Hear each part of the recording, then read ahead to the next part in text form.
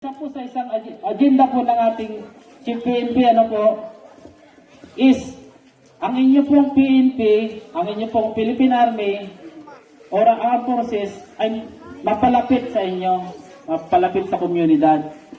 Kaya po, lahat ng effort ginagawa namin para po makapagbigay kami ng kunting tulungan lang sa inyo sa hinaharap nating pandemya. Sana po, sa kunting tulong na maibigay namin sa inyo, at least man lang naging masaya kayo at nakapagbigay kami ng kunting tulong. Ngayon, yung diniscuss kanina ng ating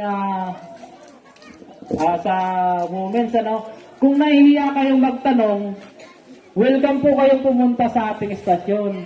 O kaya, ibaan nyo kay Kapitan kung may mga katanungan kayo o problema regarding sa diniscuss nyo sa Bausi. Open na open po ang ating estasyon para po sa inyo. Paglingkurang kayo. So, sana pag pumunta kayo ng bayan at nagkita-kita tayo doon, wag po kayong mahihiya o makalinlangan na sa amin pag nagkasunod tayo.